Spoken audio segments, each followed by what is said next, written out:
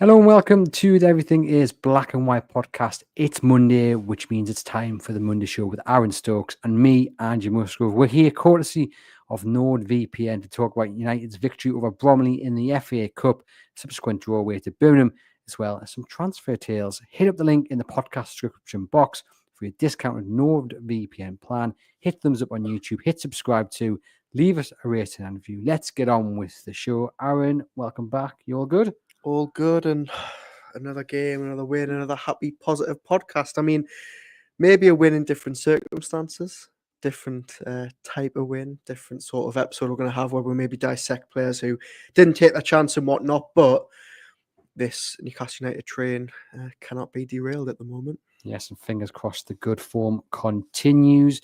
I just want to give a shout out to a few people who have left some really nice feedback of late. You're laughing because you think you know what I'm going to say. I know exactly what you're going to say. I'm not going to comment on that bit. I mean, you can read it out if you want. No, I wanted to give a shout out to Gary, who stopped me in the street this morning outside St. James's Park and said that this is the podcast he listens to, and he's going to send some artwork as well for our studio. All the stuff from a certain high street retailer will be delivered tomorrow. So the next Monday show should have bookcases and plants, and it's just going to look wonderful. So maybe anybody that's listening now on their audio provider should switch over to the YouTube. I don't know about that. Or listen to both. Yeah, listen on both. Yeah, you know. watch and then listen. Yeah. Yeah, if you see which like, one you prefer. If you like the audio channel, you stick with the audio channel. If you like the YouTube channel, get into those comments and let us know your thoughts on anything here. Go on out and just take one last look of the best space that is there, because next week we've tried to dress it up, haven't we, in recent weeks? But hopefully next week it's going to look a lot better. And a lot more like a proper podcast studio that this episode deserves. Are you going to help build the shelves, or are you going to leave that to me? I think I'm off on that day. Yeah, unfortunately. And should I read out the comment that you thought I was going to read? Well, yeah, I mean, look, what are we 2 minutes in? I'm surprised it's taking you this long to mention it, but you've said it now, so you tell the audience what you want to tell them. Well, a former colleague here at the Chronicle sent me a message last night and said, this is absolutely great feedback. And I have to say, the skeptic in me, anytime someone sends me something like that, means it's probably not great feedback. But this was great feedback. It was a Reddit thread, and someone had asked for the best Newcastle United podcast, and there were shout outs for, I will say, some competitors, obviously our friends in certain instances, but competitors nonetheless. And someone put down the Everything is Black and White podcast was their go-to, which was lovely. And someone replied to that, love Andrew Musgrove's voice. It's so soothing and agreeable. I love to unwind before bed. Is that so wrong? And I don't know how I feel about it. It's very wrong. Yeah, that's real. Yeah. And what was the name of that comment? Was it from Lily Musgrove? Was that who sent it in? Yeah. Pablo's lad. So whoever's Pablo's lad is thank you for the lovely compliments, and to anyone else who shouted out the podcast in this thread, it is much appreciated. I'm looking forward to Pablo's lad listening in bed tonight, not knowing that he's going to get this shout out and suddenly feeling, oh, he's going to get excited. He's not going to sleep, is he? But thank you very much for the shout out. It's a saturated market, but it keeps us on our toes, doesn't it? Yeah, absolutely. Right, Bromley in the FA Cup, perhaps not the easiest, or the game Newcastle thought they were going to get. Obviously, Bromley grabbed the first goal. Newcastle had to come back and get the equaliser. It was 3-1 in the end. Plenty to talk about because there was plenty of changes and plenty of kind of verdicts and conclusions from those changes and certain performances from certain players. But just sum up your thoughts first on the performance and the result before we get properly into it. First half, look, wasn't the best, was it? I think there was a couple of players that went missing, a lot of players who didn't maybe take the chance that was afforded to them. Second half, much better. Bruno and Gordon coming on at half time was a huge catalyst in that. I thought they were both absolutely excellent. Some good standout performers, as we're obviously going to talk about. Louis Miley was good. Will Osula took his goal well. So yeah, a tale of two halves, I thought. Fair play to Bromley, fair play to Andy Woodman, fair play to their fans that came up to give it a good go. Looked like they had a great day out. But I think my overriding sensation and sort of feeling and feedback on the game is a lot of those players were coming back into that team yesterday. And look, it's great that Newcastle got through. I don't want this to be a negative, but a lot of players were coming back into that team yesterday with points to prove, opportunities to grasp, and I don't think they maybe took them. I saw one tweet went out, I think it was at half time, and it questioned whether Newcastle have the proper squad depth to be a team that can do this season in, season out. And obviously at that point it was 1-1. They've gone on to win the game 3-1. What's your answer to that question? I'm trying not to be reactionary because it's one game and Newcastle have been on such a fantastic run, and their squad is good on paper. And maybe play devil's advocate and say, well, look, can you really blame Sean Longstaff or Miguel Almiron for not having a good game when they're being thrown in from the cold? They haven't started in X amount of weeks. But I would have thought in a game like that yesterday, one, because of the quality of the opposition on paper, and two, because of what's at stake for them personally, with lots of talk about their future and transfers. I just expected maybe a little bit more in terms of performance, maybe in some cases in terms of attitude. And I just thought Newcastle United in the first half looked a little bit laboured. I think they were a little bit stunned by the goal. The crowd maybe getting on their backs. They did fantastically well to sort of only be behind for 8 minutes, but I don't think we really saw anywhere near Newcastle's best. You can understand that's the third round of the cup. But to be positive, I thought second half they were much better. Their key players dragged them through it. Yeah, and it's interesting. I get your point about them coming in from the cold and how easy is it to really be ready for a game like this, which is a different kind of game. It's going to be more physical, more competitive in terms of that physicality. But on the other hand, your chances to start a Premier League game are very, very rare, especially in the two names you've mentioned there, Sean Longstaff and Miguel Almiron. So you've got to be ready to take your chance. And I agree with you. I don't think those two did. I don't think Harvey Barnes did, and now he's come off injured. But there was a handful of players which I think who will look back on yesterday, even though they've won and go, did I really do enough to get into the man just thinking? Yeah, I think that's exactly right. And I think those players that we've just mentioned, they're the 3 or 4 will really look back on the game as a missed opportunity. Harvey Barnes especially, and I know we're going to talk about him in more depth, but I thought, I'll be totally honest, and I think this is a damning indictment of Harvey Barnes' first half performance. I thought he'd been withdrawn at half time because of how he'd played, not because of him being injured. And I hate to say it because I like Barnes and I think he's a good squad player, but I thought he looked disinterested. I thought he just looked like he turned up and expected to just breeze past this team. Obviously, he's came off with a little muscle problem at half time, which might have had something to do with it. But he was the one where I was really looking at it yesterday and thinking, okay, you've had really good spells this season. You're out the team through maybe no fault of your own because Gordon's playing so well. This is the time to lay down a marker, sort of like he did at Blackburn last season in the cup. But yeah, I was really disappointed from him, especially. Well, the starting 11 saw 9 changes. Martin Dubravka and Joe Linton were the only 2 survivors. Any surprises in that lineup? I'll be completely honest. We obviously did the panel piece, didn't we, on Chronicle Live, where we all sort of gave our predicted 11s. And I try to be clever and go against the grain because everybody was saying that Eddie Howe would make 11 changes. That was sort of the general consensus. And I actually thought he would only make 4 or 5 because he really doesn't like... No. And I'll admit I got it wrong, but I thought he was going to start maybe Bruno. I thought he'd maybe play Lewis Hall over Target just because he doesn't like to make wholesale changes from one week to the next. Really surprised to see Martin Dubravka start. 2 things that we can maybe draw from that. One, was it maybe a message to Dubravka, the board? He is my man for the moment. He's going to stay in the team. And 2, I mean, where on earth does Odysseus Vlachodimos go from here? Because if he isn't starting a third round FA Cup game against Bromley at home, when on earth is he going to start? And I know some people will probably be thinking, well, he might start the Carabao Cup final in March when Dubravka goes to Saudi and Pope's injured. And that's maybe getting ahead of ourselves. But that was the biggest surprise for me. Vlachodimos not playing, Dubravka staying in. And then, I was wrong. Eddie Howe made 9 changes, which he doesn't usually do. But I think in hindsight, it was probably the right thing to do. I think if you'd asked me on Wednesday morning about who would start in goal, I would have said Vlachodimos because I think pretty much everyone thought Dubravka was on his way.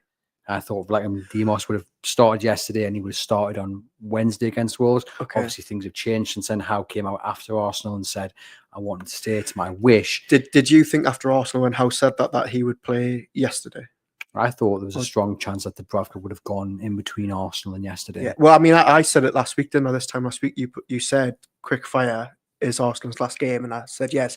If you'd have asked me 30 seconds after the whistle at Arsenal, I would have said it was a done deal. That what tears in front of the away end, Dan Burn pushing him to have his moment in the sun. It looked like, and I think at that stage, it did very much look like he was away. contrast that to the reaction yesterday. Yeah. He was laughing, he was joking, Yeah. there was plenty of hugs, but it wasn't like goodbye. He looks like a man who is now staying. Eddie Howe again talked about him after the game in his post-match press conference and said, I hope the speculation dies down now. He is now part of our future.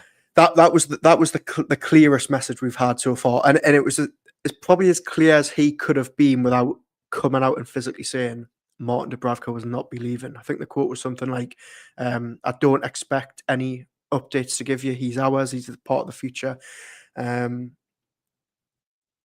Crucially, he wouldn't go into details when pressed by a reporter in the post-match press conference as to what a new deal for Dubravka would look like. A lot of people will probably look at that on the face of it and think he's going to get a contract extension beyond the summer. I don't think that will be the case. I suspect he might have just signed a deal with improved terms, maybe to sort of soften the blow of not going over to Saudi and get a very lucrative wage. But you've got to think he's 36 in a couple of days. He isn't really part of the future, as harsh as that sounds. Yeah, I think had this deal been on the table and Nick Pope hadn't been injured, I think the story would be very different. I think he would be on his way to Saudi as we speak. As it is, he's come in, he's done really, really well. How important is it that Eddie Howe has got his wish? Because after those comments on Tuesday night after the Arsenal game, I think the big takeaway was, oh my God, are we going to have a repeat of the summer? Is it Paul Mitchell versus Eddie Howe again? And look, some people say you're reading too much into it, but even if those questions are unfounded, there were questions that people were starting to ask. And had Martin Dubravka still left after Eddie Howe would come out publicly and said that, the sort of going in the background would have just been relentless, and it would have been a distraction to everything brilliant that's happening on the pitch. So for me, I think it's massively important that not only does Martin Dubravka stay because you don't upset the rhythm, but B, Eddie Howe has got what he wanted, and it appears from people you talk to that it's not just what Eddie Howe wanted. Paul Mitchell understood where Howe was coming from, and there hasn't been this tug of war. It's been everyone in sync. Yeah, absolutely. I will answer that question, but you made a good point there about Nick Pope and how you think if Pope obviously hadn't got injured, it would be a very different story. Just try and cast your mind back a month ago, 6 weeks ago. If somebody had said in 6 weeks' time you were going to hear the Gallagher corner chanting, Martin Dubravka, we want you to stay, how quickly things can change in football. He's played 8 games. They've won 8 games. He's obviously been thrown back into the first team, and everything has changed for him. I really find it baffling that we're in this situation. On your point about Mitchell and how you've hit the nail on the head, as you say, some people might say you're looking too much into it, but there was definitely that little nagging doubt after Arsenal that it was going to be a case of how he's going to lose a player that he doesn't want to. It's going to be the summer all over again. And he made the point, didn't he, in a press conference a couple of days ago, that business logic is trumping football logic because of these PSR rules. But this actually is probably the other way around. This is football logic finally trumping PSR because Newcastle United can't afford to lose to Dubravka because of Pope's issues and because of the fact he's in the team. He's the number one. And as you say, it's vitally important that Eddie Howe's got his wish on that. Yeah, I think it just means as well, Nick Pope doesn't have to be rushed back. Yeah. And then you're not also playing a third choice goalkeeper that you don't trust and never actually wanted. So I think it all works for Newcastle United, having someone that Eddie Howe wants here, wants to play, and it means Pope can just take it that little bit easier ahead of his return. You mentioned there the contract. I don't want to see him sign a new contract. I think he's done really well, but he hasn't done well enough to earn himself a new deal. He's at the age where it is time to move on, go to Saudi in the summer, pick up that last big payday, and set yourself up for life. I do, though, think the more I watch praise for Dubravka and the more I think back to Nick Pope's frailties between the sticks. Great shot stopper, but there are big question marks over the rest of his game. I would like to see Newcastle go out in the summer and spend big on a number one, someone who can do both what Nick Pope can do and what Martin Dubravka can do. Play with the ball at your feet, look composed with it, as well as being a fantastic shot stopper. I think the summer is now the time, if they can make the numbers work, to go out and spend big on a new number one. As good as Nick Pope has done, I just feel like his days as Newcastle's number one are maybe coming to an end. Yeah, I would agree with that, and I think a lot of people would. As you say, Nick Pope, fantastic shot stopper, but we all know the frailties that he has with the ball at his feet. We all know that Eddie Howe wants a team that can play out from the back with relative ease. And as somebody pointed out last week, and we mentioned on last week's show, I think it was after Arsenal, what Dubravka has shown us in the last 6 weeks is how good Newcastle United can be when they've got a shot stopper who can play out from the back, and has essentially just hammered your point there that they need to be signing a goalkeeper who can do that.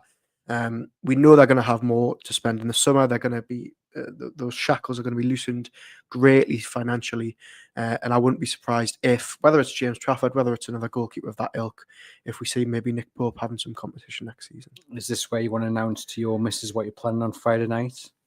To do with James Trafford? No, I'll keep that. I'll let you have that conversation in private then.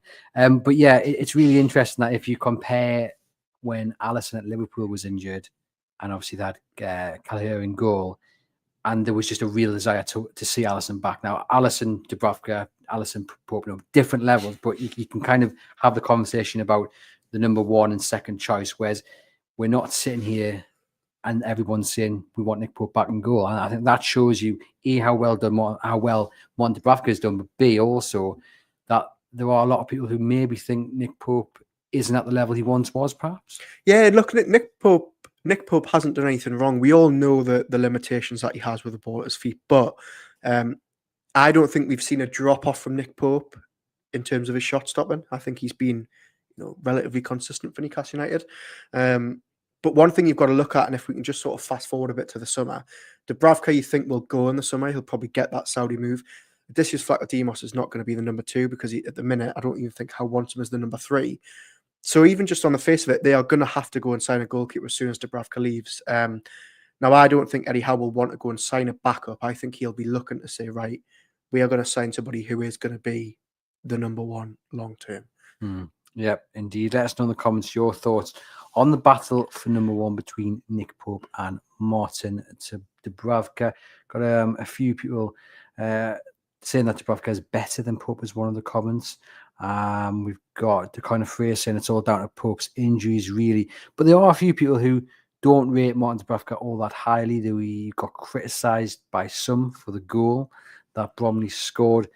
Is this where we disagree? We are going to disagree. I'm just going to set the point out first, if I may.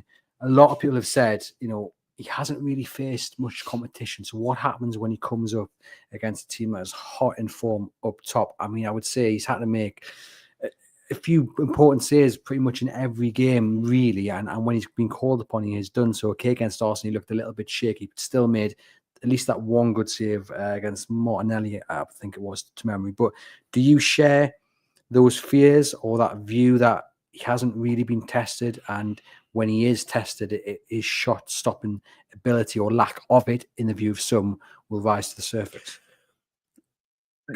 Comparing this time around to this time last season when Dubravka was parachuted in because Pope dislocated his shoulder, it's night and day, really. One between how Dubravka's viewed, but also how Newcastle United are playing. This time last year, they were really under the cosh, heavily impacted by injuries across the board, struggling for form. That Christmas period is really poor until they beat Sunderland this time last year. This time around, I get the point, and I do acknowledge it, that we probably haven't seen Dubravka tested. Yes, he's done well when he had to, but they haven't ever been under the cosh. Newcastle have won all 8 games, a lot of them pretty comfortably. And the bit where I'm obviously going to disagree on is I think Dubravka should do better for the goal. He gets a hand to it, and I think that goal is straight out of the Dubravka catalogue from last season, where shots were savable and going down and beating him down on that right side where he proved really poor last season. And I just wonder whether maybe, and it's something we've touched on the pod, are we over egging and over hyping up what Dubravka's done in the last couple of weeks because he's been amazing with the ball at his feet, because Newcastle are winning? I don't know. I don't think he's been tested as much as we probably would like to say. He's been amazing at shot stopping. We don't know. He hasn't faced enough of them. Well, I wonder if sometime down the road, when both Nick Pope and Martin Dubravka are fit, whether Eddie Howe and his staff are going to have that kind of conversation where it's getting that balance, or it's taking the gamble, taking the risk. Do we want someone who's brilliant with the ball at their feet and makes the defence look that little bit more secure? Or is it more important, and this sounds really daft considering we're talking about goalkeepers, but to have someone who is a brilliant shot stopper? But I do think it's not as daft as it sounds. When no, it isn't. I was just about to say it isn't daft at all. In the modern game, you need you need goalkeepers who can play out from the back. Because there's a noticeable difference, I think, in the backline 100%. confidence with Martin Dubravka. And yes, Sandro Tonali, before someone jumps in and tells me again, but I do think Martin Dubravka's role has aided the confidence along that back line. There was a moment yesterday, really early on in the game, where Shea played the ball back to Dubravka and he was closed down, took a touch, played the ball out with speed and played Trippier. And Newcastle started a really good attack down the right. If that had been Nick Pope, I'm sorry, I just can't believe that would have happened. I think the ball would have been kicked into touch. He would have went long. I certainly would have felt nervous watching on from the stands, as would the many others inside St James's Park. It is absolutely crucial. They have a goalkeeper who can play out from the back. And as we've touched on, I think the summer is probably the time to get that. Omar says Dubs has been superb, very impressed. Les asks, has Dubs looked better because the midfield and defence are improved? And I get that point. John says, has Nick lost a bit of confidence since his shoulder injury, especially diving down to his left? And Omar says, Pope's kicking is a serious injury issue. But then John says, Dubravka on his weak side is on his right side. Yeah. Right. On to the rest of the starting 11 there. We mentioned Joe Linton in the starting 11. Was planned, Eddie Howe said. He wanted to play him. And if you look back on the games he's played this season, he's only missed one game in all competitions, and that was because he was suspended for the Ipswich game. But he's featured in 5 League Cup games. He's featured in the first game of the FA Cup. Why do you think Eddie Howe would just want to start every single game? Because the schedule's been so busy of late. Some players would be wanting that time off. I'm sure Alexander Isak wanting to play and continue the great goal-scoring form he's in, but also part of him would probably be thinking, it's quite nice to put my feet up. Yeah, look, I think looking back on the games Dubravka, Joe Linton's played, I think earlier in the season it was definitely dependent on other positions. We saw him, didn't we, on the right? We saw him on the left. We saw him in the middle. I wonder maybe whether he would have been rested had Joe Willock been fit for yesterday's game, because that was the midfield 3 we all thought we'd see, wasn't it? It was Willock, Longstaff and Miley yesterday. Well, speak for yourself. Not me. I obviously thought Bruno would start. But yeah, look, I don't know. Look, he went through that really short, maybe inconsistent spell earlier in the season where there was 5 or 6 games after such a good start in the opening day where he was maybe dropped off a little bit. But since then, Joe Linton has been one of the most consistent performers. And as I mentioned, he's done it across 3 or 4 different positions. So I actually thought, I haven't seen him mentioned too much in the last 24 hours, but I thought he had a really good first half performance. But I think because of how well Bruno did coming on, how well Gordon did coming on, and because Miley was man of the match, I think he's sort of been forgotten about yesterday. But I thought first half he was really, really impressive. You mentioned there Lewis Miley. Sean Longstaff was the other midfielder in the trio. One impressed and one didn't. Now, we don't want to jump in on anyone because Newcastle United born and things are going really well. But we can't hide away from the fact that Sean Longstaff had a pretty poor game against Bromley. And he looked streets behind Lewis Miley, who was composed, effective, and pulling the strings in a real difficult position to do so, because he's come in and he's playing in the role that Sandro Tonali's been playing in and been doing it excellently. He's come back from this injury. He's gone in there. He's replaced a £50-odd million Italian international and just hasn't looked out of place. I know it was against League Two opposition, but he looked right at home in the middle of the park, whereas Sean, he just didn't. Sean looked devoid of confidence. He was too slow. He's pedestrian on the ball. And yes, at times he is the scapegoat. But I think his performance yesterday warrants a little bit of criticism. And basically just asking the question of why it went so wrong for Sean and why did it go so right for Lewis? Look, I think only they will know. I think on the subject of Longstaff, everybody knows my thoughts about him. I really like him and I really wanted him to have a good game yesterday. But, that sort of comment I made at the top of the show about players not taking their chances was aimed, largely at him, because yesterday was really the game to stand up, take notice. I mean, this is a senior player who was playing 40-odd times a season for Newcastle United, has played in the Champions League. That is the type of game at home to Bromley in League Two that he should be grabbing by the scruff of his neck. And actually, a player 10 years his junior has just done exactly what he should have been doing yesterday, dictating play, carrying it well, looking really, really confident and composed on the ball, trying to make things happen through the lines. And I just looked at that Sean Longstaff performance yesterday, and he lost the ball too many times. His control looked all over the place. I thought he was playing too safe when Miley was maybe being a little bit more adventurous. I really felt for Longstaff yesterday because you know when he has a bad game, what's going to follow after. You only have to look on social media at that. But, you know, I even though I really do love Sean Longstaff, everybody knows that. Even I can't come on here today and say that he had a good game. I thought he was quite poor yesterday. It's a shame. It's a big shame for him. He just seems to want that extra touch, and even against the League Two opposition, you just don't have the time for that. It's like when you shout man on, it's like you can't hear you, sort of thing. But the difference was really, really noticeable. Is it just a bad day at the office for Sean? Or is it a bit more than that? Is it maybe the speculation about his future? Is that impacting him? What was it about Sean's performance yesterday? Is it a one-off, or is it a more long-term terminal thing? Look, I don't want to be, seen to be defending him at all costs, but it generally could be any of those things. Look, players can have a bad day. There's got to be pressure on him because, one, he will know what's at stake yesterday. He's fighting for his place in this team.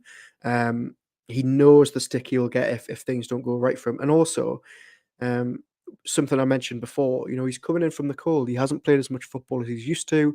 But Lewis Miley first start of the season. Exactly. I don't know. I think it'll be a combination of all those things. But one thing's for certain, and he really didn't grab his chance. The kind of phrase agrees with you. They say, I think Longstaff is not the sort of player who comes in cold and plays his best game. He has been linked to Everton. He has been linked to Leeds.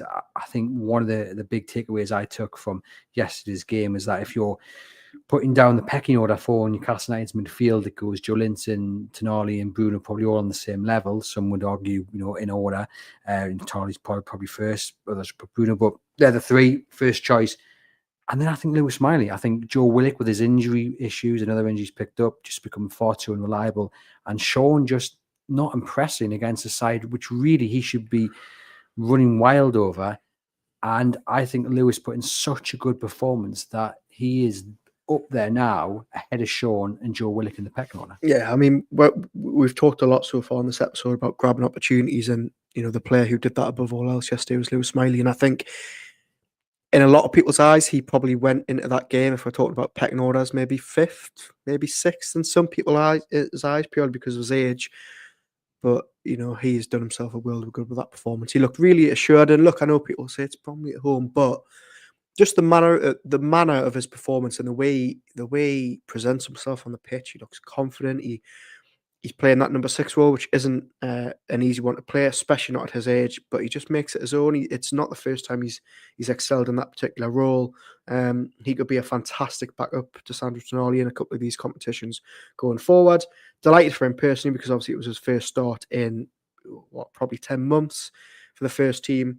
Really, really impressed by him. Even without the goal, I thought he was a contender for man of the match. Well, he was man of the match in my view, and I think everyone watching this will probably have put him down as their man of the match as well. He made 4 tackles, which was the most in black and white. He had 133 touches, which was the most of both sides. He had 110 passes out of 117, the most in the game, which was a 94% success rate. 5 key passes again, the most out of anyone. 4 out of 6 long balls again, the most out of anyone. And 6 out of 10 duels won.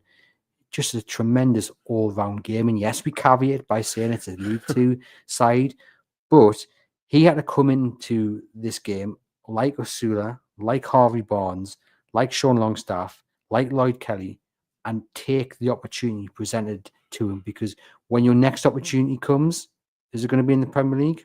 No, probably not, unless it's a 10-minute sub cameo role. So to get a start in front of a sellout crowd, you've got to make anyhow stand up and take notice. And I think Lewis Miley, above anybody else, did that. He was absolutely superb. And I think all it does is excite you for the future. Yeah. I'm going to be really intrigued to see him go into that battle against Sandro Tonali, because I don't think many people, if you were pinpointing where you'd put him in the midfield 3, I don't know how many people would actually say, yeah, he's in that number 6 role. I think a lot of people would have put him either side. But he just looked so at home. The way he was carrying the ball out, passing it to the left, to the right, but then also looking to break through those lines and hit that, defense splitting pass. And of course, the goal itself, a wonderful, wonderful finish, but not afraid to be physical as well. Yeah, I mean, apart from Bromley's first, you'd argue, where he was maybe at fault a little bit for the challenge. But, a fantastic recovery from that to score 8 minutes later with an absolute rocket from distance. Everything you've said there, you've hit the nail on the head. I think just going back to that pecking order again, I think going forward now in the Premier League, there will be a lot of clamour, certainly from outside. And I know Eddie Howe will like to sort of shut that noise out. But there'll be a lot of clamour now for him to not just get cup minutes, but to get league minutes as well. And you can guarantee, all being well, if he stays fit, you suspect he'll be starting again, certainly at Birmingham away next month. We've got someone saying here, Longstaff getting harshly criticised, I think. When he starts, he does a good job. Coming on as a sub, he never does anything spectacular. Solid player, but behind Miley for me too. And to kind of phrase in, Miley can really flourish training with our magic trio. He can arguably play in any of those three roles. And that was going to be my next question to you, Aaron. How does Miley continue to get better? Because as I've mentioned there, if everyone's fit and in form, he ain't getting in that midfield three ahead of Tonali, Bruno or Joe Linton. It's hard to see him breaking into that side with those three in the form they are. Not going to go out on loan. Eddie Howe made that clear yesterday, right, in his press conference. So what does the future hold for Lewis Miley? It might not be a popular view, and I suspect there'll be fans maybe jump down neck for it, but I wonder if it's maybe not such a bad thing that he's not getting regular first-team football at the minute, and that's because of, one, his age, two, how much football he played last year. We know that was probably what led to back-to-back injuries across the summer, which kept him out for a good chunk of months. I just wonder whether it's maybe just the right thing for him at the minute to be fourth choice. We don't want to overdo him. We don't want to run him into the ground too early. And look, he's learning from top-class operators. You can already see yesterday that he's probably picking things up from Bruno and Tonali just from being on the same training pitch with them. And let's not forget, Joe Willock, very injury-prone. Sean Longstaff can't seem to get in the team. There will be opportunities for him in the league because Tonali, Joel and Bruno are not going to play every single game. Couple that with the fact that he will probably be continuing to play for England's youth team, the under-18s, 21s, going forward. I think he's in a good spot. I wouldn't worry about him stagnating behind the scenes. I think this might be what he needs at this stage of his career. Interesting. Let us know in the comments what you think. Stick Ice says, as a position, number 6, dictating the tempo of the game, simple pass is Tonali's job. Longstaff is not able to do it. Position 8, Longstaff cannot be as creative as Bruno. So where will Longstaff play? The answer to that is he just won't, right? Look, Eddie Howe trusts him, and one off day, one bad day at the office isn't going to change that. Eddie Howe's made it clear on a number of occasions, both by his actions on the pitch and his words when speaking to us, that he really does rate and love Sean Longstaff, and I don't think we should forget that. So I'm not going to say Sean Longstaff's ruined his chance. I wouldn't be surprised if Sean Longstaff is still brought in from the bench at times. I don't think he's done himself any favours in terms of getting a start anytime soon. But should he stay beyond January, I think we'll see a lot of him before the end of the season. Will he still be a player after the window closes at Newcastle United? Yes. Oh, there we go. Let us know in the comments your thoughts. Lloyd Kelly and Fabian Schär were the centre-back pairing. Didn't have too much to do. I guess the real question is, does Schär come straight back into the side alongside Dan Burn for Wednesday? Or does Mr. Botman boot someone out? I think if they are all fit and well, I think Schär comes in and Botman's maybe sort of eased back into it after 2 games that they probably didn't want to play him for so long in. On Lloyd Kelly, I've seen him getting a lot of stick over the last 24 hours, saying that why didn't Newcastle sign him? He's on big wages. He hasn't improved the team. Did he do anything wrong yesterday? I thought he had quite a good game. There was a moment in the second half where Bromley countered really quickly, and it was sort of the goal scorer was one-on-one with Kelly, and he did really well to snuff out the danger. I thought he had a decent game, but I've been surprised at some of the reaction, and I wonder whether it's maybe a little bit of the Longstaff thing where he's just about to say that. He's not the we're just so in sync. He's not that flashy signing. He obviously came on a free. I don't think Lloyd Kelly's done anything wrong, but he seems to be getting under people's skin. The whispers of his wage, I don't think help, and we haven't had that confirmed. No one has had that confirmed, but the figures that I've put around, I think, are a little bit, shall we say, speculative to say the least. And I don't think he's getting paid that much. So I don't think that helps. I think the form of Dan Burn, form of Lewis Hall, they've been absolutely brilliant. That doesn't help because you're automatically making a comparison between those three, he was going to come in and be either the first choice left back or rival the left side of the centre back pair, and he hasn't managed to do so. And those who are there now are doing excellent. Look, I still think he's got a lot to offer Newcastle United. I think it was the right sign at the right time on a free. Newcastle didn't have a big outlay of Premier League experience. I mean, Bournemouth fans were talking him up to be an England international if he'd had a good season this season with Newcastle United. So I do, though, think it's just football, isn't it? Fans need someone to jump on, to pile on. That's just football, unfortunately. But I don't think he did anything spectacular, but he also didn't do anything wrong. So we'll see the next time he gets his opportunity. And Matt Target at left back, decent enough outing, I thought, but I did think as soon as Lewis Hall came on, you just noticed the difference so much at the levels. Unbelievable. I thought Matt Target actually had quite a good game second half. He looked very assured going forward, got involved with the attacks, won the penalty, could on another day have had a goal himself. But look, I mean, there's no question Lewis Hall's an absolute class above. Will Matt Target still be here at the end of the month? I'm not too sure. Eddie Howe was asked quite bluntly about that in the press conference yesterday as to sort of could he go, and he didn't really want to say yes or no. I think you can understand why. It's a bit of a brutal question, but I wouldn't be surprised maybe if he leaves before the end of the month. Trippier at right back. Again, I think he was probably a little bit like Lloyd Kelly. Did he really stand out? No, not in terms of football but I think what did impress me was the leadership and the experience. I think that is the one thing he has got over Tino Livramento, is that experience, that kind of guiding voice, and that will make Tino Livramento a better player, but it's also going to make the likes of Lewis Miley and William Osula better as well. There was a passage of play in the first half for Newcastle United where we've been really patient, several passes from the back up to the midfield, back and forth, sideways, all that. It went on for quite a while. Lewis Miley then gets the ball over on the left, tries a switch ball over to the right, and it goes out of play for a goal kick.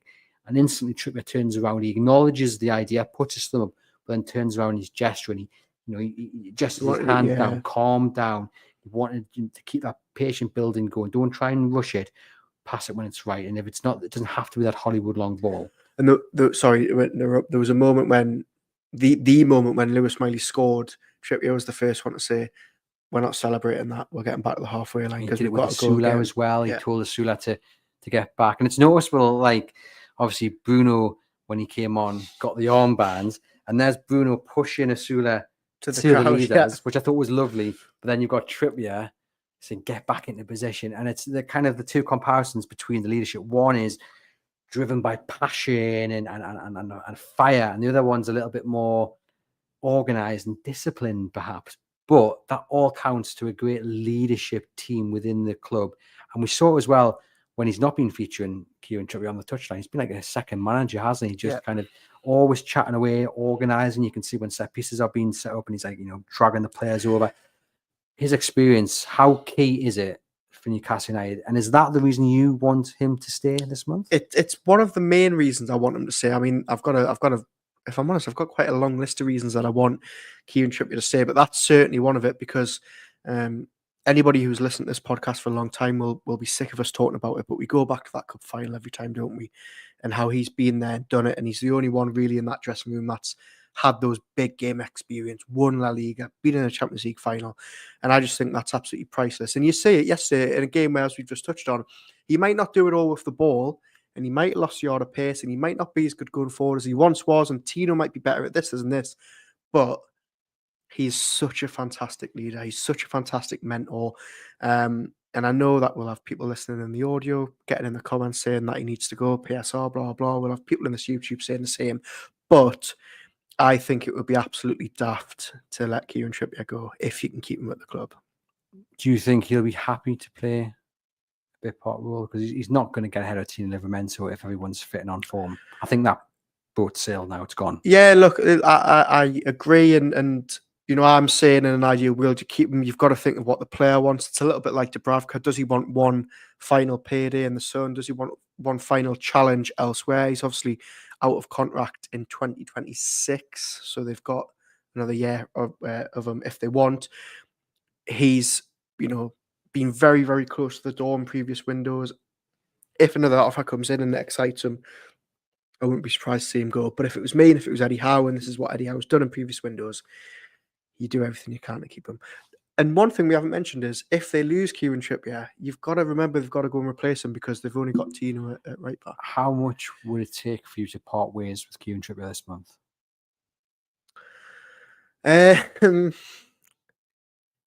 Look, I don't know. I think you're not going to get anywhere near 12 million that you paid for him. I know that some people that whenever this debate comes up say cash in 8-10 million. I don't think you'll get that for a player at 34 years old. If I'm honest, it's because of that factor, it sort of adds to my argument of keeping him, because if you're not going to get a lot of money for him, is it not a better business and football decision to keep him at the club? Do you get where I'm coming from? I get where you're coming from. I do, because of everything we've just spoken about. But at the same time, getting any kind of cash from and look, I'll show that I'm not biased and I'm not, I will listen to the other side of the argument. He's a huge earner at Newcastle United. He is one of the highest earners on a very big contract for maybe not playing as much football as he once was when he signed. I get there is reasons to sell him, but I just think for what you're going to get from, what you're going to lose with him going on and off the pitch, I don't know. I maybe I'm just being romantic. I want him to be at this club when they win something. I would love to see him become a coach at this football club.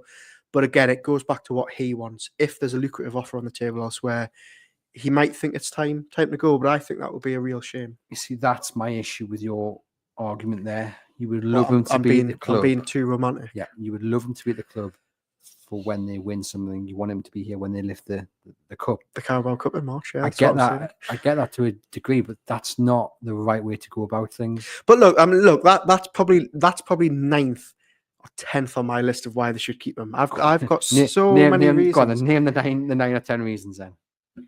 You put me on the spot, right? 1 is leadership. 2, you'll get no money from. 3, he's still a very good Premier League player.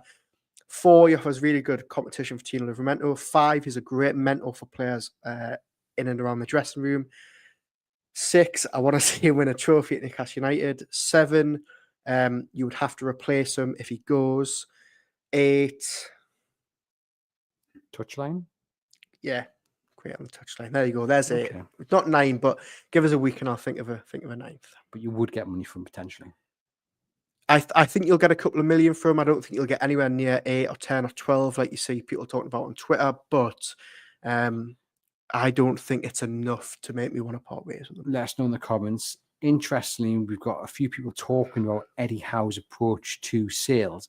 Peter says, I'm seriously worried about Eddie not wanting to split up the squad and hold on to players long after their sell-by dates. He hasn't mentioned any names, but one can assume he's talking there about Kieran Trippier. Do you think there is an issue? Because there are fans who have raised those concerns on social media. Is it a valid concern? Yes, it is. And I think that, if you rewind 12 months ago, I wonder whether Eddie Howe maybe looks at it and thinks, should we maybe have cashed in on Kieran Trippier? They had a very good offer on the table from Bayern Munich. The player wanted to go. Eddie Howe really wanted to keep him at the club because they were obviously experiencing really bad injury issues and because he didn't want to lose, his captain at the time, Kieran Trippier. But you look back now and think, you're probably going to get 10 million from, which you're not going to get anywhere near now. So I do get the point. But I also think, to give Eddie Howe his credit, I think, there's only certain instances that happens. Kieran Trippier one, Callum Wilson maybe one. I think if offers come in this month for Almiron, for Target, for players like that, he will be happy letting them go. You've got to think this time last season, though, Kieran Trippier was his starting right back when everyone was fit. He knows Newcastle United would have had to replace him in the market in the month where they didn't spend anything. They only signed Alfie Harrison from Manchester City. So I get the point, but I don't think the Trippier case is valid in that argument. Brian says, for whatever you get for Trippier, you'd have to spend ×4 of that to replace him. Exactly. But Emil Kraft coming back from injury, is he not the replacement? Yeah, potentially, but is Emil Kraft now a right-sided centre-half more than a right-back? I don't know. I don't know. I think he's more of a centre-half these days. Interesting. I'm just looking really Kieran Trippier starts this season. I think Tien Livramento has got the nod ahead of him, hasn't he? I mean, Tien Livramento is the number one right back. Yeah, I'd say so. Grant, let us know in the comments what you would like to see happen with Kieran Trippier. We've got Harvey Barnes getting the nod on the left, and Miguel Almiron on the right. Fair to say, neither stood out. We know Miggy's time is limited. Reports today in the Telegraph that Newcastle is still in talks with various clubs about trying to move Almiron on. But there was no reaction when he left the pitch at being subbed. There was no reaction at full time when he's going round. It wasn't the emotional reaction that Martin Dubravka gave after the Arsenal game. He doesn't look like a man who's on his way out. I think he's probably very calm over his future. I think he probably gets a move this month if he wants it. If not, I think he'll happily stay at Newcastle United. The word coming out of Newcastle in the last week or two is that they hadn't really received any concrete bids from his agent. By the way, is he is the busiest man. He is every other day talking about offers here, offers there. Miggy's happy to stay. Miggy's going to go. He wants to stay in Europe. The consensus is that him and his family would want to stay in Europe. I did see one report the other day that him and his family weren't keen on a move to Olympiacos because it was too far away from where they're settled. So very blurred lines in terms of what's going to happen with Miggy. Look, we know he is probably one of few sellable assets for them. It just depends whether they're going to get the interest and whether they're going to be able to get the money that they're going to ask for him. Well, I keep making this point nearly every other week. The report in the Telegraph said Newcastle wants somewhere in the region of £12 million. They're never going to get that in a month of Sundays. There are various players in this squad that I think Newcastle United just now need to accept whatever they can get from Miggy being one. If someone comes in with £5 or £6 million, accept it, move on, accept that he's on massive wages that a lot of teams are not going to be able to meet if they get a full valuation from. Matt Target, for example, again, what did you pay 15 million from? At best, you're probably going to get 5 or 6 from. Kieran Trippier, as you've mentioned there, we disagree on the future, but I think if someone comes in with 5 or 6 million from, you cash in.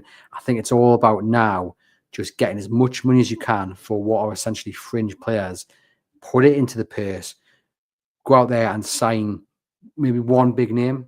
You know, you can, if you sell 3 or 4, 5, 6 million pound a piece, that will then open up the war chest, hopefully, to sign one big player, spread the cost over several years. And that's what you've got to do. It's no good saying, you know, we've been bad sellers in the past, we need to improve that, and then going into negotiations and saying, but we want 12 million for this guy who's only played twice this season and scored no goals, sort of thing. I think we have to be realistic about what Newcastle can get for these players that they want to sell, because if they're asking silly money, and I think 12 million, for example, is a little bit silly for Almiron, you're not getting it.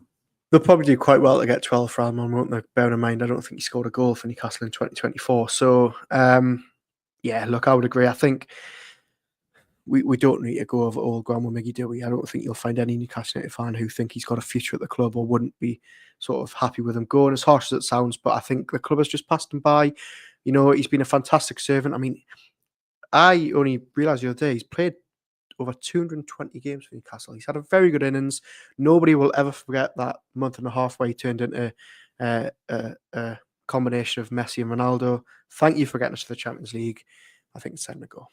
Got a lot of people getting involved in this Trippier debate. We've got Ken saying we have a backup for Trippier. Have you forgotten Emil Kraft, who's never let anybody down? We've got Kevin saying if we get to the cup final, I'd prefer Trippier to start over Tino in that massive game. I think that would be very, very harsh. Mark says I'd pull out all the stops to keep Trippier. He might not be the player he was, but still commands respect, reads the game well, and gets the lads organised. Right, the goals from the game, we've mentioned Bromley's opener, Miley with a lovely strike from just outside the box. Then we had subs at half-time, Bruno Plan, Bonds coming off. That was due to an injury. It made a difference, though, and then Gordon ends up getting the penalty. We've then got Osula getting the third. What a strike. What a strike. And Sam Mulner, friend of the podcast, co-host of the podcast during the week, he doubted not only me, but he doubted William Osula. I said William Osula would get on the score sheet against Bromley. He texted me to say that he would get me a coffee, because that's the kind of bets that we do in this place. If I was right, he was so certain that he wouldn't get on the score sheet. He even chucked in a Millie's cookie. Other cookie brands are available, ladies and gents, but that's how certain he was, because it's not a cheap cookie. and he's going to have to get them one on Wednesday. Well, this is Sam Mulliner all over us. If it's not a foreign exploit that no one's heard of from a foreign league, he's not a fan of them. He doesn't rate them. Look, I'll be honest, and I might be going against the grain here, and we might disagree. I thought before the goal, I was a little bit disappointed by Osula, because we've seen him have such good cameo appearances. He played really well when he came off the bench against Chelsea. He played well earlier in the season when we saw him in the Salah Cup, for example. I thought before the goal, he maybe struggled a little bit, fluffed his lines a little bit with that chance in the first half before Miley's goal, where he tried to take on the goalkeeper. Could have probably been in a better position when Barnes launched one across the box towards the end of the first half. But saying that, because I don't want to be negative, took his goal really well, full of running. I absolutely love his willingness to press the goalkeeper. I think he's perfect for Eddie Howe's side. There's definitely the makings of a player there, but I think maybe I thought he would be a little bit further ahead because we haven't seen him for so long. But great goal, took it really well. You can tell he's a very, very popular member of the dressing room. You can tell by the celebration. A lot of players, Dan Burn especially, sort of going over to give him his credit. There's a player there, but I think it'll take a while to really see his potential. It was an absolutely superb strike. Great goal, yeah, great goal. A couple of scissors on the edge of the box, then bang into the corner, and he hit it like a man frustrated. I thought he hit it with a man with a point to prove. He maybe knew that the game hadn't quite gone his way, and I just wonder whether he was kind of caught in two minds throughout the game. Was he trying to play a bit like Alexander Isak, where he dropped deep and get the ball? And he has mentioned it post game, hasn't he, about the way he plays. He talks about, I think you've got the quotes there. He talks about the way that he's different to Alexander Isak. He plays off the defender rather than dropping deep. And there were times during the game where it just looked like he wasn't quite sure how he should be playing.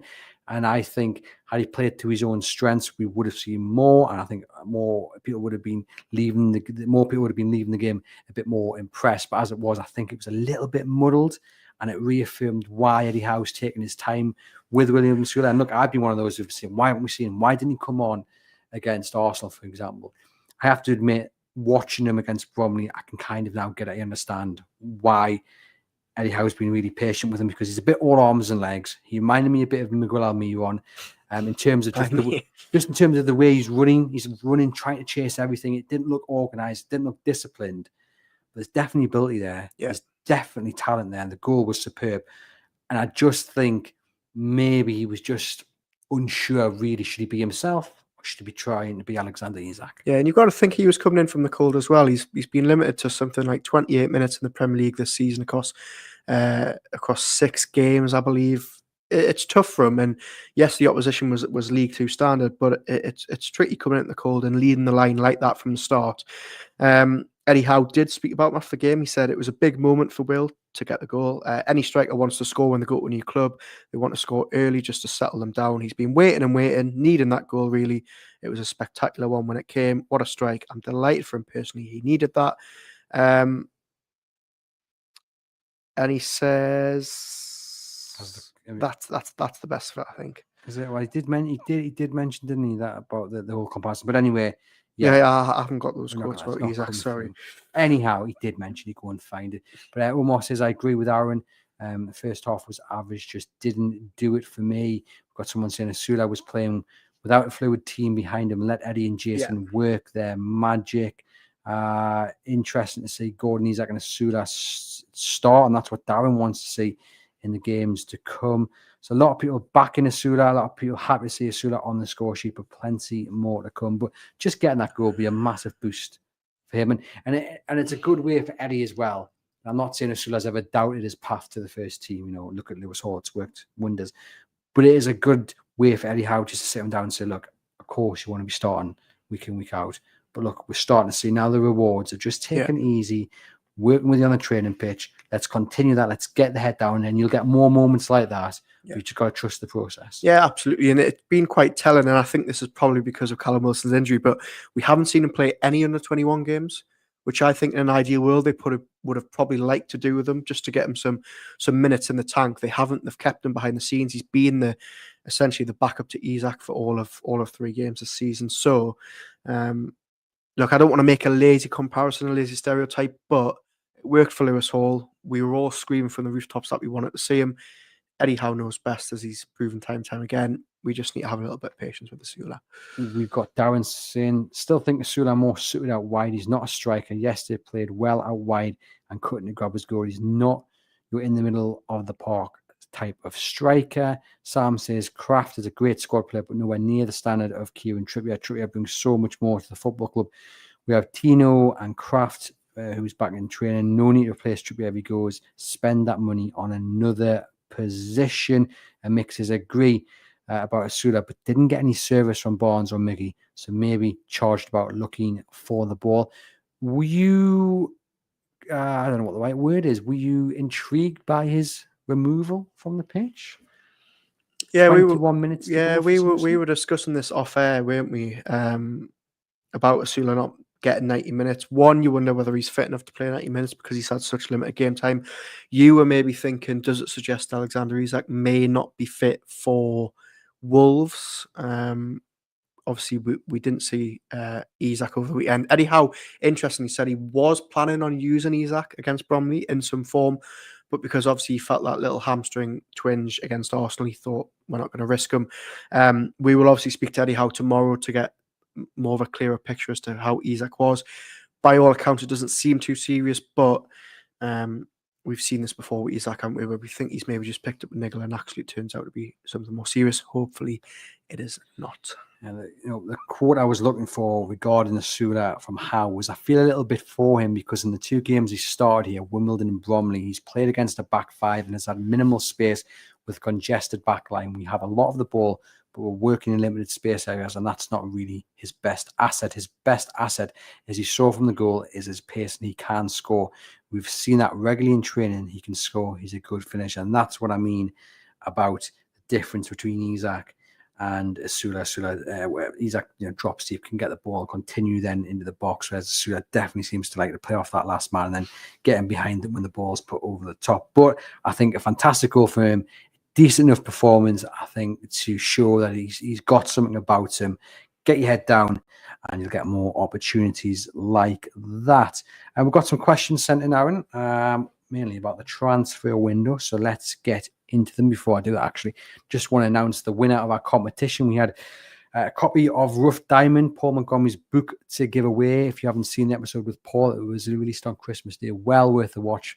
Lots of great transfer tales from down the years. He recommended Didier Drogba to Newcastle United when Drogba was playing in, I think, like the 2nd division of France. So loads of tales like that. But the winner is Deborah. So thank you to everyone who emailed in and wanted a copy of the book via the competition. Deborah wins it. It's in the post to you.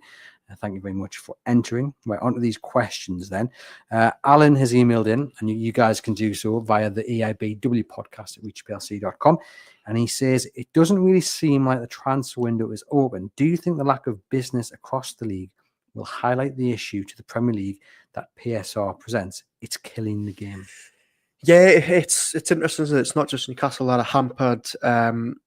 It only really seems like Manchester City, with their embarrassment of riches, are the only club really making serious moves in the market. And I was actually thinking about this the other day.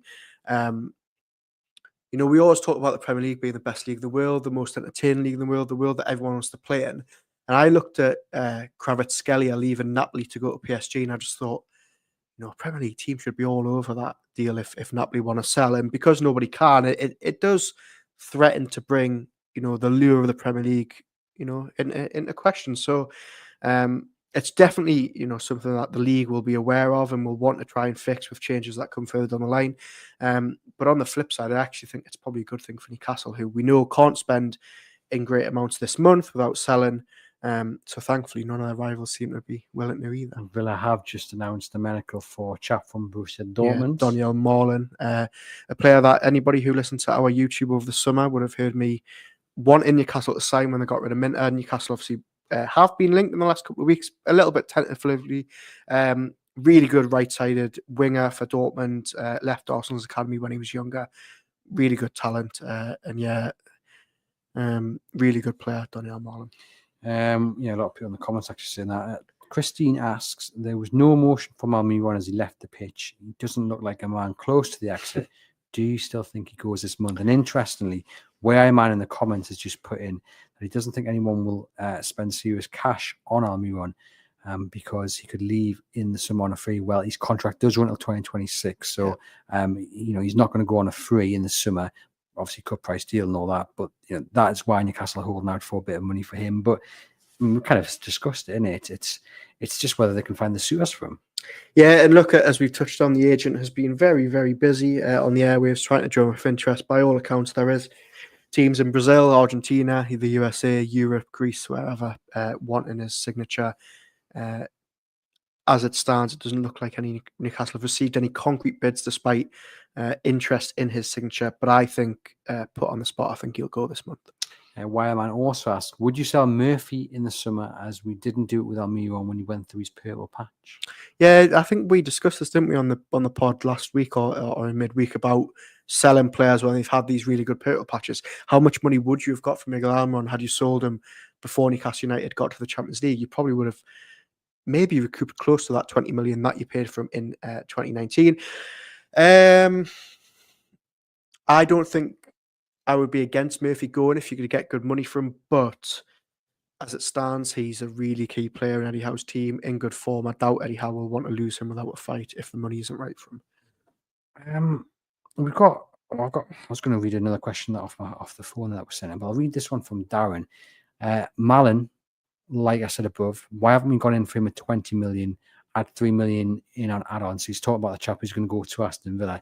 He would have been a good replacement for Wilson. Yeah, he certainly ticks the boxes. He can play on the right, he can play through the middle, fits the right age profile, European experience, Champions League experience. Very, very solid signing from Aston Villa, and it actually smacks of the signing they made a couple of years ago when they beat Newcastle to Moussa Diaby. Very, very similar to sort of signing. Yeah, look, it ticks a lot of boxes. 80 million plus add-ons. I think Villa agreed with them. In hindsight, is that a deal Newcastle could have done? Maybe. You suspect they could probably spend that this month if they have outgoings. Almiron, maybe one more. But it goes back to that, doesn't it? It's about having to sell to buy. And we saw as well the Lens defender. I could do. I can't. Do you know what? I'd written it down there so I could say it out properly, and I've just confused myself because it's not spelled in the right way. So, do you want to pronounce it for me? Abdulkadir Kuzanov. We wrote it out to avoid this eventuality, and it's happened anyway. But anyway, off to Man City, £33.4 million, linked to Newcastle United. Does that show you Newcastle are shopping in the right market? Yeah. Because if they want that, then he's headed to Man City. Shows that they are finding the right players and targeting the right players. Also, though, shows you the battle they've got. They can't even get £33 million down for a player. Now, obviously, if you're asking whether you want to join City or Newcastle, most people probably go to City. They're going to pay more chance to win the Champions League, Premier League, what have you.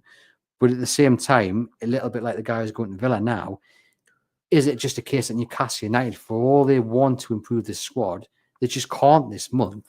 They just can't. I look at it a slightly different way with Kuzanov, and I think his transfer is quite an interesting one because Lens in France, who signed him for pennies and are now selling him for a great profit, need to sell. He has been the standout performer for them. His agent, as of recently, has been George Mendes, famously Cristiano Ronaldo's agent. Lens needed to sell him, and George Mendes, the king of getting players, big moves, on the case. I've seen in the last couple of weeks, we knew Newcastle were interested, Wolves interested, Villa, Leipzig, Leverkusen, Manchester City, all these teams across Europe linked with them. It was always going to be a big task to get him, and as you've mentioned there, Manchester City, it's a no-brainer. The thing I take from it is this Newcastle United being smart? We had all this talk in the summer of 70 million for Mark Gay, and they think, you know what, we can actually go abroad and get someone half the price. It might not be Premier League proven, but there's really good markets there to explore. And as you say, it shows that they're fishing in the right pond. But Tommy emails in and he says he's got concerns about this window. He says, is it a gamble if Newcastle do not buy this month with a view to keeping their powder dry for the summer? With the Champions League a real possibility, surely they have to try and bring one big star in this month? Yes, look, I mean, Eddie Howe has made no secret of it on and off the record that he wants to be active this month. He wants Newcastle to do something this month. But it goes back to this thing we always mention, and fans don't want to hear it. The club really don't want to get stung again. They know after avoiding the PSR punishments, which are going to come out this week if clubs have breached those regulations, after sailing so close to the win last time, they really don't want to be in that position again. And if they'd gone out and signed someone now before they've sold anyone, it puts real pressure on them again. I still think they will offload a couple of players this month and try and bring someone in at the very end of the window. Someone like Almiron might go. Target you might get a couple of million for. So look, we're only halfway through. I wouldn't worry too much about January at the moment. One thing you've got to remember is in the summer, Newcastle United, from the 1st of July, will enter a new period of PSR. The 2021-22 period, where they made a £73 million loss, will not be on that balance sheet anymore. Couple that with the fact that they're probably going to make a very small profit for this year's accounts, they are going to be in such a better position to spend. Now, I get that that's not what the question asked. They're close to the Champions League. They're making a push. So it is a risk because, as we touched on the show last week, everything's pulling in the right direction. The fact they don't have any distractions with Europe, they've managed to stay off injuries so far. So it is a risk, but the business logic, as we said, has to trump the football logic sometimes. And you said earlier in the show the shackles will come off. Is that what you're referring to? Yeah, I think, if they keep the powder dry this month, or even if they don't spend too much money this month, I think we'll see a whole different picture in the summer. More sponsorship deals announced. They'll try still to get a training kit sponsor, training ground sponsor, and as I've just said, with that big loss from 21-22 off the books for the 3-year PSR period, they're going to be able to spend a lot more than we've seen in the last 2-3 windows. Well, fingers crossed they do manage to sign someone this month. I am not confident they will. Yeah, you haven't been confident, have you? No, I think they'll just try and focus on keeping everything right for the summer. And it'd be really interesting if they do go through this transfer window not selling anyone, because I think what would help would be the situation explained. But then you don't want to come out and say, we haven't spent anything this month because in the summer we're going to spend everything. We're going to be able to spend everything. That's not what you want, because then it leads sellers to know that you've got a bit of cash. It is a bit of a minefield. But one thing is for certain, one big sign could really push them over the line. And maybe it won't be a big name. Maybe it'll be someone with the best years ahead of them, like maybe Tyler Diblin from Southampton, which a lot of people have mentioned in the comments. But let us know if there's a certain player you would like to see at Newcastle. Are you worried about this window? Do you think they will sign anyone? And if they don't, what's your view on that? Can you understand why they might be keeping their powder dry for the summer? Just briefly, an hour in Birmingham, next round of the Cup. Good draw. Would have been better at home, but I don't think you can grumble at that draw. Some may say the domestic treble is still still on. It is. They can win the Premier League, right? Over to you then. It's trivia time. It is. So yes, if you've been listening the last couple of weeks, you will know that the trivia of the moment is players who have played for Newcastle United and the club that they usually have just played. But I didn't want to stitch you up with Bromley, so I've gone with Wolves in midweek. I must admit this is going to be tricky, and the reason it's going to be tricky is not because of the players that are on the list, because they're all quite well known. It's just the fact that I can't believe all these seven played for Wolves in the Premier League era. Remember, it's Premier League era, so nobody like Kelly are going back into the 90s or 80s or 70s. So there's 7. I'm going to put 90 seconds on the clock for you. I'm going to struggle with this. But I think you are going to need some clues. So, sorry, let me just find my time. 7 players to play for Newcastle and Wolves. Yeah, I'm going to have to give you a few hints, but I'm going to start the clock, 90 seconds. I'm not even going to get a first guess then, yeah. No. I'll admit that they're hard because Steve Howe. No. Right. The clock started. Go on. Okay, current goalkeeper in the Newcastle United squad. John Ruddy. Yeah, we go. Number 1. Current manager of Carlisle United, who has just signed Paul Dummett. Williamson. Forgot he was at Wolves. Premier League striker who also played for West Ham United, famously. Famously played for West Ham United. I didn't actually know that he played for Wolves, this player. Marlon Howard. Marlon Howard, there you go. Defender from the 90s. Darren Peacock. That's the one. A striker who you used a couple of weeks ago for the Guess the Player, I believe. Guess the Player. Bobby Robson era. Oh, Carl Corf. That's the one. Defender who you love and you think Newcastle United sold too soon. Again, I forgot that he played for Wolves. Bassong. Bassong, yeah. Played there really early in his career. And number 7. Well, he was there before you. Yeah, I'm pretty sure he was there like 2011. I think that might have been his. So after Newcastle got relegated. Yeah. Sorry, He went to yeah. Spurs then. Yeah. Yeah. I think anyway. Sebastian Bassong, and finally, famous Newcastle United celebration. Let us anger out. What the Tamiri Ketsbaya. Yep. Wolves' very own Tamiri Ketsbaya. Do you know now you say that actually? But you know what I mean? All 7 of those players are really gettable because we all know they play for Newcastle United. But a lot of their moves, I finished the career off. Yeah, I mean, I didn't know Marlon Howe played for Wolves. I'd forgotten about the song. I knew Roddy Williamson and Corp, but yeah, there's 7. That was very enjoyable, that one. Thank you very much. Well, thank you to you guys for watching and listening. It has been a pleasure as always. Please do get into the comments and I will respond to each and every one of you. Hit subscribe because a massive 60% of you guys who watch don't hit subscribe on YouTube. And if you do that, it helps grow the channel, helps us keep doing this for free as well. You know where the NordVPN link is as well. Hit that up, keep yourself secure. Leave us a rating review on the older channel. Again, it is much appreciated. We've got a week full of podcasts for you because it is a very, very, very busy schedule. Can't wait to bring you all the shows we've got coming up this week. It's a pleasure as always. And for myself and Aaron, we will see you guys very soon.